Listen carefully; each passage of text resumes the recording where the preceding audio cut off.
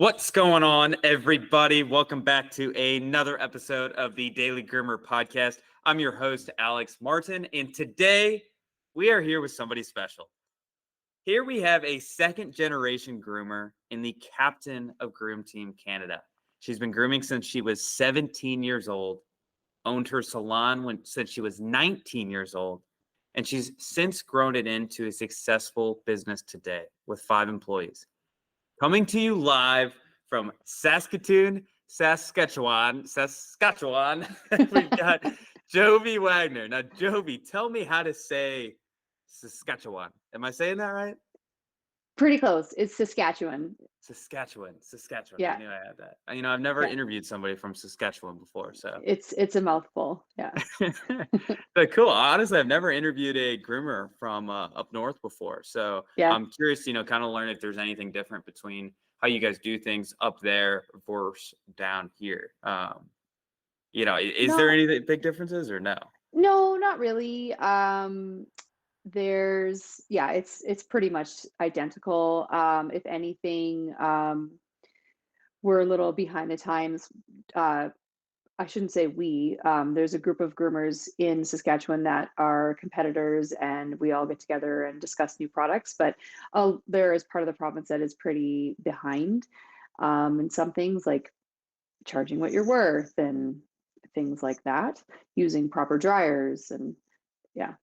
So. And why do you think that's a little bit different up there than down here? Do you think there's less education up there, or there's just less spotlight on grooming in general?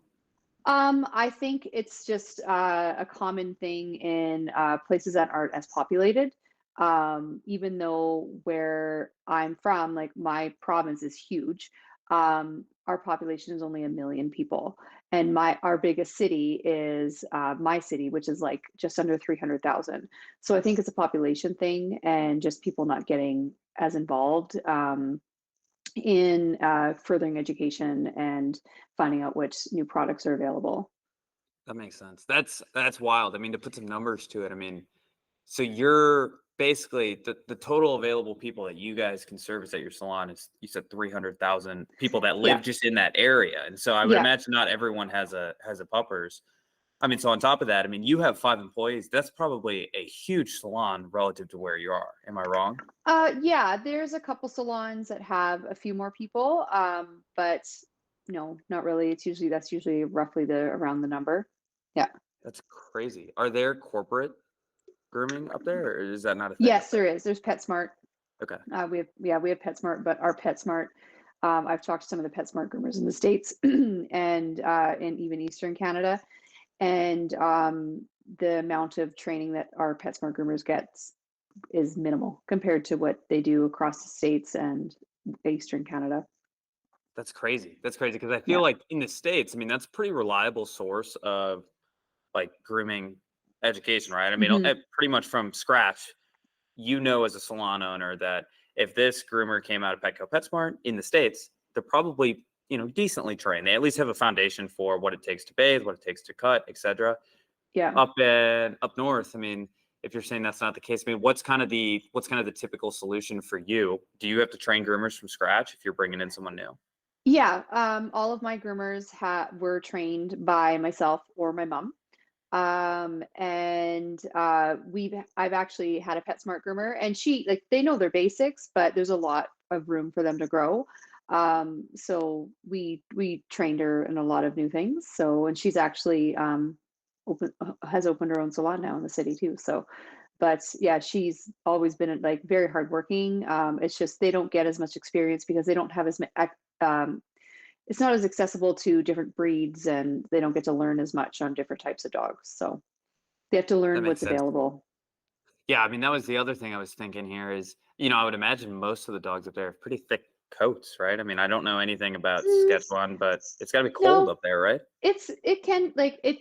So I kind of gauge it like, because we're in Celsius, we're not in Fahrenheit, but like our summers get to like mid 90s in Fahrenheit, and then our winters get down to like minus 30. It's an extreme temperature change, but our summers are hot. So yeah. Okay, So so yeah, we do see some hairy dogs, but some, yeah.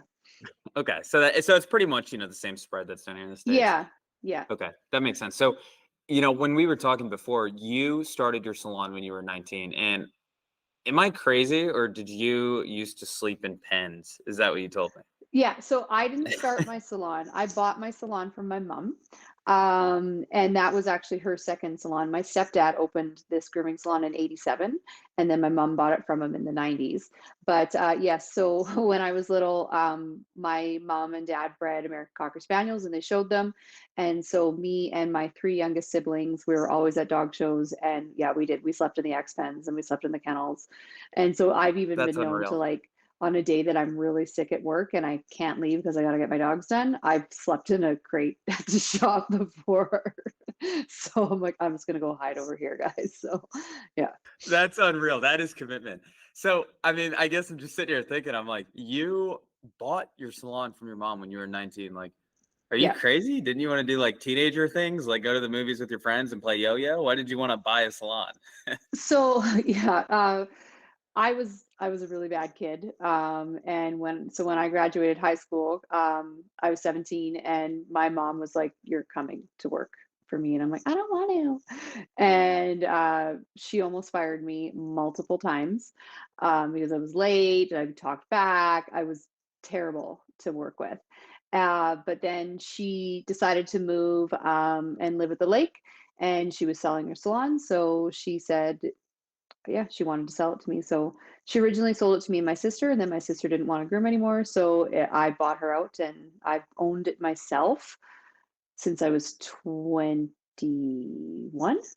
like completely by myself. We owned it together for a couple of years, and then it's just been me. So I mean, that's wild. And when you took it over, was it at the size that it is now, or has it been a it steady kind of growth? it was at the same employee base. I think we had one less employee, but the amount of dogs we groom is substantially more. So And my what do you think's mom, changed from that? I mean, even 5 employees then versus 5 employees now, but the number of dogs that you guys have worked through has gone up. I mean, what's kind of the variable that's changed that? part of it is the equipment that we use that's made our jobs work smarter, not harder, and just our knowledge and training and education has changed what we've been able to do. And then also customer base, it's just become really busy, uh, especially since the beginning of COVID. Like we've always been busy, but like it like amped up extreme when people started getting dogs like crazy. So yeah, Yeah, I mean, I keep hearing that everywhere. I feel like is like just strapped for time and for resources yeah, since COVID, just because there's this pandemic, puppy boom here. I yeah, mean, how do yeah. you look at that? Do you guys feel like right now you guys need to find more groomers, or do you look at it the other way, saying, you know what, we're going to work with what we have, and we have to try and find better ways to work smarter, not harder? Um, yeah, I definitely don't want to have more groomers. I want my space is very limited, and I don't want to move my salon because of where I'm located is as a residential communities, and I have a lot of clients that are in that area, so I don't want to move. But I also like we've now stopped. We don't take as many large new dogs because we just are at max capacity for large dogs because we do a lot. So yeah, we just kind of base it off of like what everybody's capable of. I know which each of my girls can manage during the day, how many dogs they're comfortable with. I know when to push and when to pull back for what they're capable of. And they're really good at telling me what they can handle. So we just have found a really great balance that way. And our clients have just been extremely loyal. So yeah. I love that. I love that. I think I mean, you said a ton of good things there. I mean, kind of narrowing in, on the dogs that you guys are all best comfortable with, right? I Yeah. mean, that you guys kind of have, control now because the demand is so high. So you can kind Yeah. of narrow in on the dogs that you guys know that won't burn you out, that are comfortable and that you can get through in a timely manner. But on Hmm. top of that, I love the idea of setting limits to avoid Yeah. burnout, or to avoid, working like crazy, or to avoid, kind of just like those, let's call it maybe those not as in a business sense, not as valuable dogs to groom and take in. Yeah. I mean, how are you? It seems like you've got it all in your head right now. Is it kind of all pen and paper, or you guys manage like using like technology to manage this, or how are you doing that? Well, when it comes to scheduling, we're pen and paper. Just because I just haven't switched to online booking. I don't want my clients to have access to online booking because they're like, my dog's only 20 pounds and it's actually 70. So I won't do that. But I also like uh I don't know, we just have all we just work really well as a team. I have an amazing team and we know when I can say to like, hey Shauna, like I think you could take this like extra dog today and she'll be like, yeah, I can. And we just know who's gonna be able to handle it and who's not. So That's, yeah. I mean, that's amazing. And I bet, I mean, a lot of this has to be a function of time, but I'm curious, I mean, what fosters a really good team? Like what fosters this great communication? Or, do they have really good incentive to make sure that they're doing good work? I mean, is it rewards you've put in place? Is it their hours are really friendly? I mean, tell me what keeps them happy and what keeps you happy. I think a lot of it has to do with the way my mom taught me how to work with employees. She also like instilled really good work ethic. My mom is 74 and still grooming, so she's like bananas when it comes to working. But I just make sure, like I've always just built a really good relationship with them. Like I don't one of my best friends is someone that I trained and but so we get along really well, but she also knows that like when she's in those doors, like I'm her boss. And it's just a lot of respect between myself and my employees and I trust them 100%. I know that they're never going to slack off when they should be working. I know that they're not going to, besides one, she likes to take extra dogs sometimes and like, you need to be careful. And she's like, I'm fine. She's like, don't look at the week before Christmas though. And I was like, oh my God. So, but yeah, for the most part, I just have really instilled a really good team mentality with them. And we just all respect each other and get along great. There's I no love that. I drama love at that. my shop. No Oh my drama. gosh. And I feel like that's what makes a, beautiful team run. But I mean, obviously Yeah. you would have some groomers say the other way where they live off the drama. Yeah, I know. I know some people love it, but I'm like, I don't care if they put headphones on and it's quiet in there because like we've got barking dogs, but if they just want to like put their headphones on and go, like it's fine. We don't if we want to talk, we talk, but if otherwise we're like just quiet and No, I love that. I love that. I mean, that's you sound like an awesome like boss, I guess if that's what they'd call you to work for. I'm curious, is it different in Canada versus the US with how you pay? Like obviously in the US, you get kind of like three different models here that salons will use. They'll either do salary on one end, working backwards, they'll do hourly in the middle, or they'll just do straight up commission. Is there a common it's the same. model? Okay. It's the same. Yeah. My girls are on salary. They Okay. were on commission for years, but we switched to salary a few years ago. And it's worked really well because the biggest incentive was that when you go on holidays, you don't have to save up your commission. You've got your holidays paid for, like because you're allowed when you first start at a business, you're allowed 3 weeks holidays instantly. So yeah, they know that they have 3 weeks paid holidays. They don't have to worry about it like taking a day off here or there. And then also, if they want more time off, they can just work an extra day because my salon is open Monday to Saturday. I work Tuesday to Saturday, and same with one of my other girls. And then three of my groomers work Monday to Friday. And then my bather dryer is Tuesday to Saturday. So they know that if they want to take more time off, they can work a Saturday. So, and I That do makes that too sense. because of competing. I work Mondays a lot. Yeah, no, I mean that makes So, sense. I mean, it seems like, the reason you guys switched from commission to salary is incentives. Like they're incentivized, yes. they're happier, they can Yeah. take vacation, etc. Now, I've heard that some salon owners are a little bit nervous to switch from commission to salary because they think the second that they switch over to their team to salary, they'll be like their groomers will not be as incentivized to To see more work. dogs, yeah, to do Yeah. quality work, etc. So how do you kind of keep that bar up, knowing They that they're know no that longer incentivized by dogs? they have to maintain a certain amount of dogs a day. We also raised our prices. and so that they didn't feel like they had to do an extra dog to keep their salary. But they also, another incentive, a big one, was that for loans, like vehicles, house, anything like that, when you're working on commission, it's harder to get one, because a lot of banks don't take commission serious, and they don't consider it uh, guaranteed income. So that was another reason why I switched into salary, is because I have a couple young girls that eventually would like to buy houses or get a new car. So that was helpful, because it's something that I went through because I was on commission for years. It was hard for me to get a loan. So that's why I also switched in that way. I mean, that makes sense. I mean, it seems like, if I was a staff level groomer, I mean, the salary option is 10 times more friendly for me. It Like, is. it just makes my Yeah. life so much easier. I can plan vacation with my family and not have to worry about, the money I'm not making, quote unquote, while I'd be gone, etc. Like, it's just kind of like I'm set, I'm happy, etc.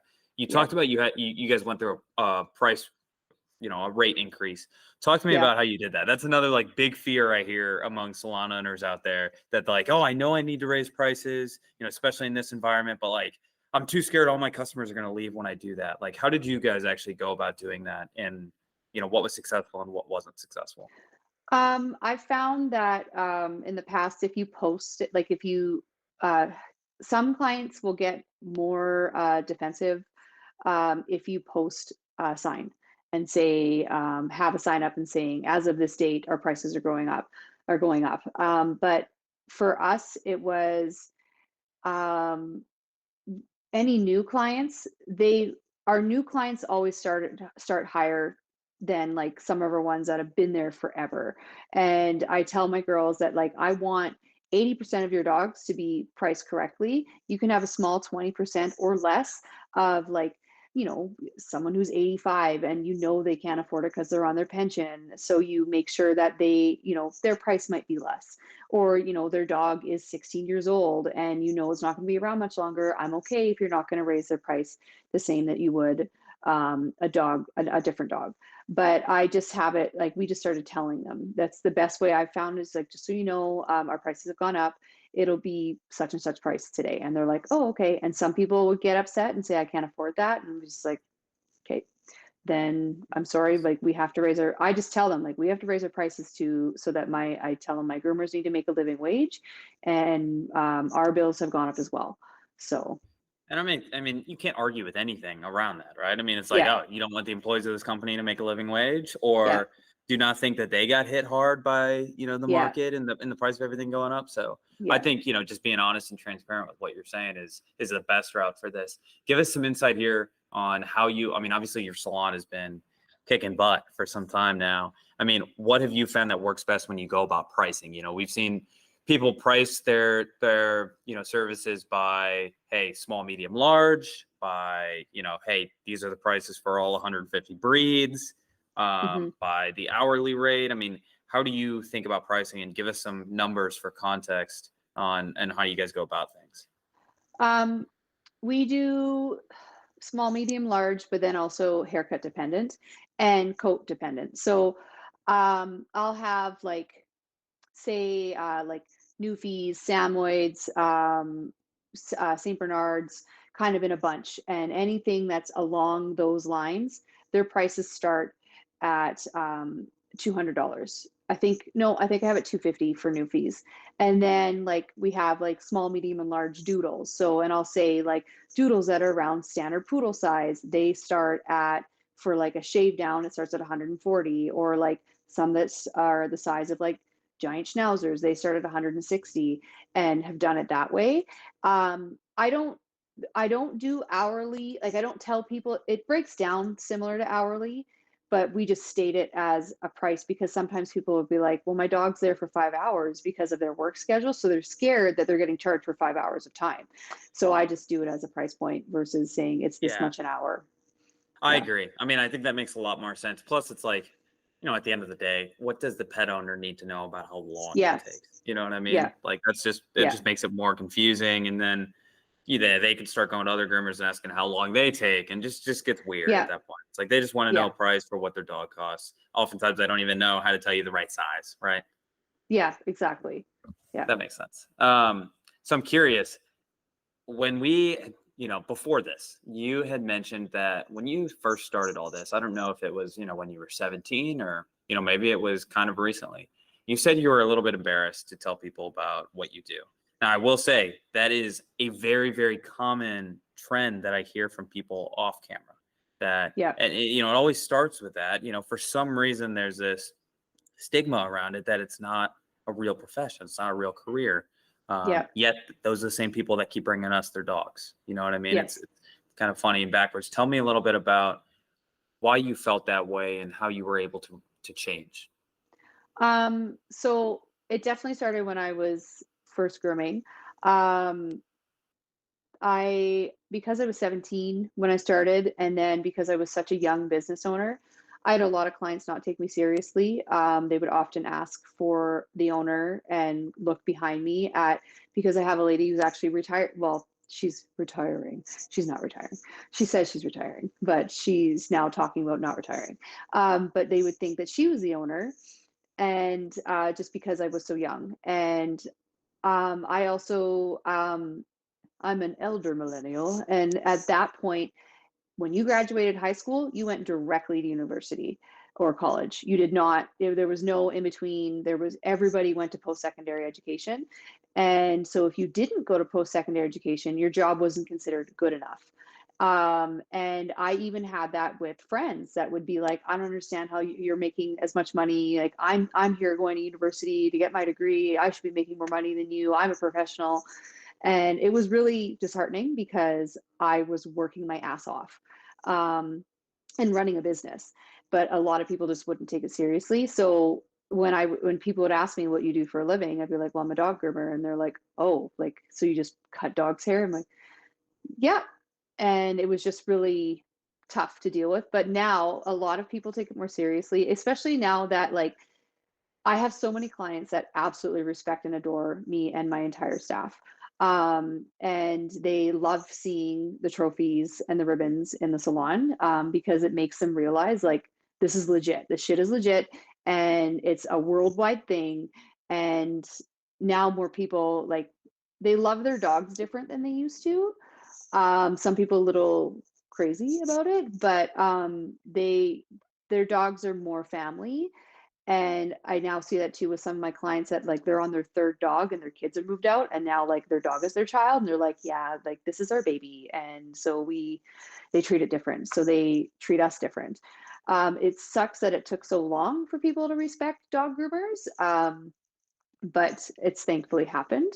But yeah, I had a hard time telling people for a long time, especially from friends that would be like, I don't understand. You didn't even go to didn't even go to school to learn about that. And like, well, fuck you, because it's a lot of work.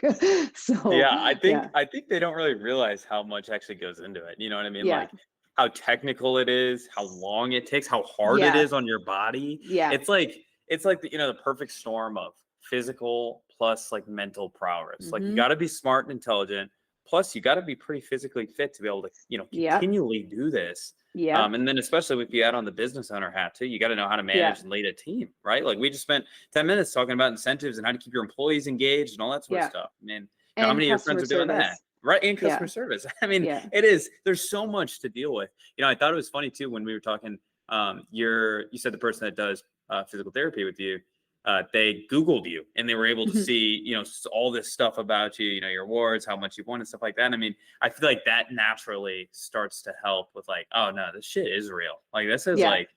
like Jovi's legit. Like, that sort of stuff. It's like it starts to add up. I'm curious, for how much of this was like a mental blocker, like you telling yourself that it's not like you're not a Oh, professional. a very large part of it. And that's just because of childhood trauma. So yeah, it was definitely had a lot to do with that. But not on my mom's end, that's for sure. My mom's always been an absolutely positive person in my life because she has done it for years too. But it definitely had to do with like just not thinking I was good enough.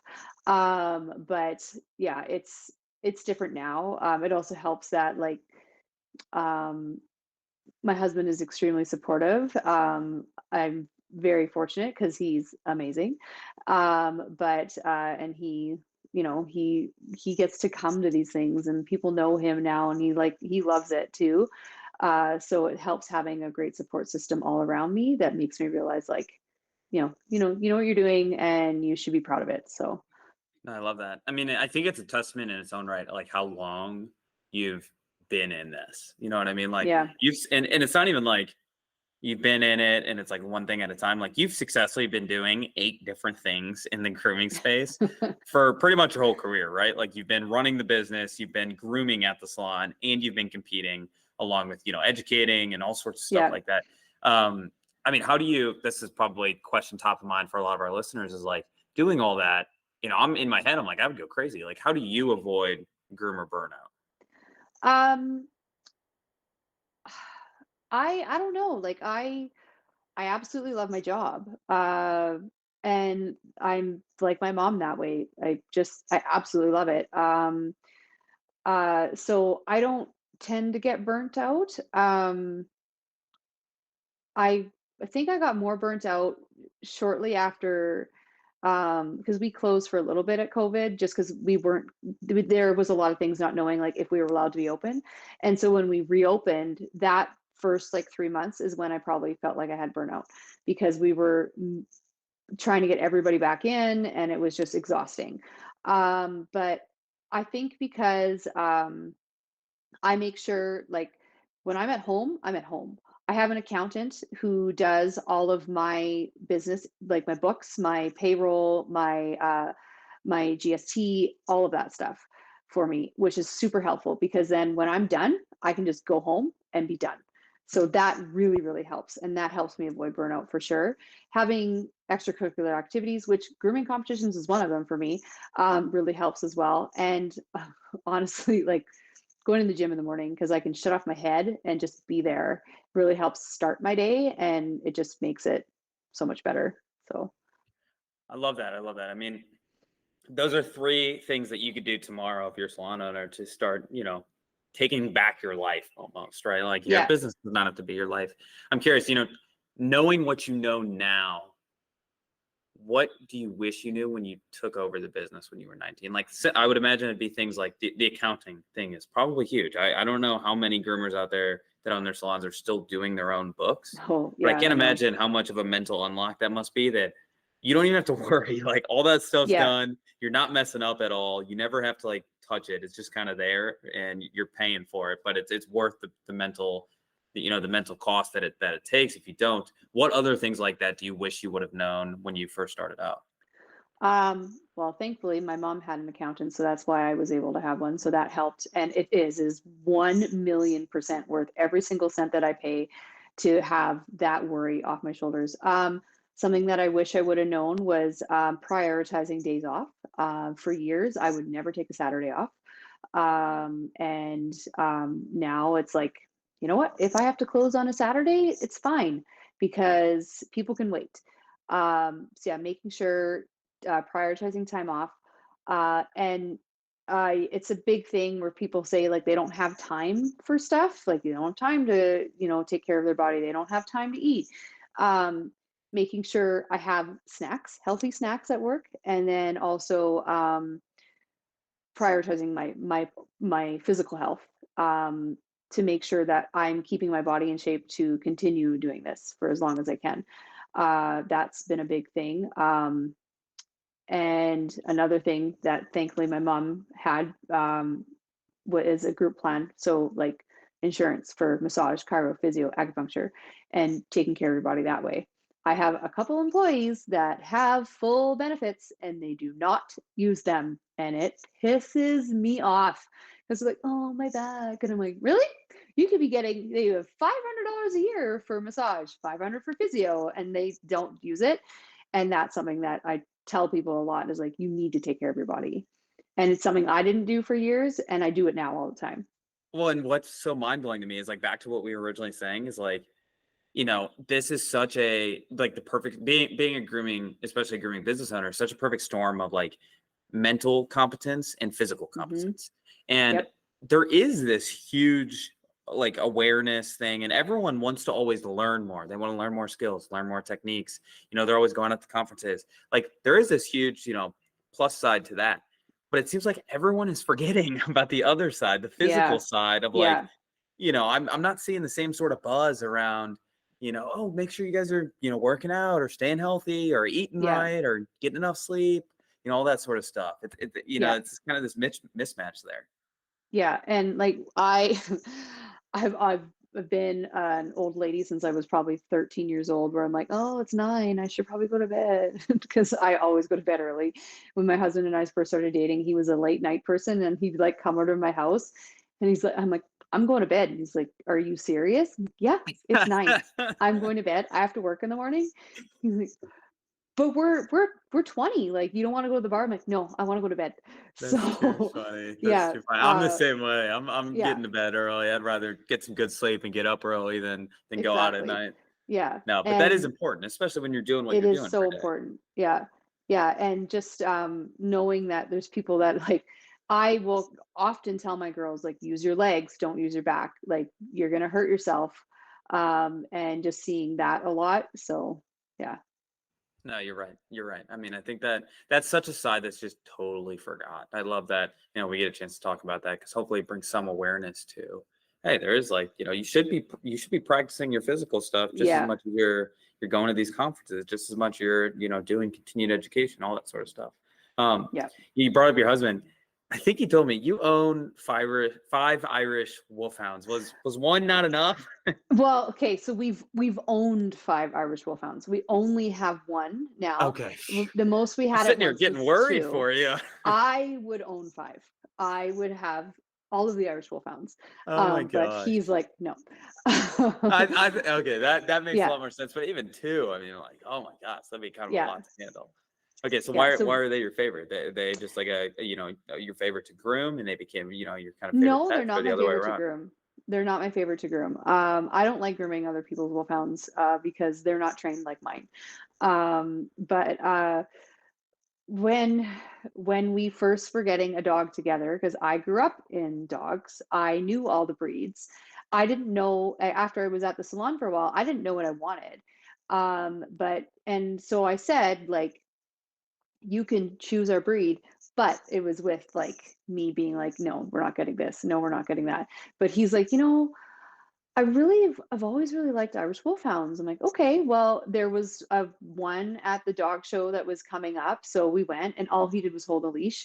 He's like, yeah, I want to get a Wolfhound. I'm like, okay. So I was the one who like connected with breeders. And we found a breeder in Ontario that I'm actually like, I am so close friends with her now. Yeah, she's amazing. And Well, you bought five from her, so yeah, well, yeah. So, yeah, they're a lifestyle. They are not just a regular, I don't want to say regular dog, but like we knocked down a wall to make our bedroom twice as large when we had 2, because of the space that we wanted to give them because they sleep in our room. And like you can't travel the same, like you can't take them with you to a lot of places, and they're very high needs. They are like people. I don't know. They make you feel terrible when you leave the house because they have these big soulful eyes, and they're like, "Where are you going?" And yeah, they're a lovely breed, but they definitely take over your life. So that's amazing. That's what I thought. I've never owned one myself, but that's what I thought when you said five. I was like, oh my gosh, how do you live? yeah, I That's wish. too funny. And outside of that, you said you're a beekeeper. You like Yes. doing beekeeping Yeah. stuff. I mean, I don't even know where do you even begin to start beekeeping.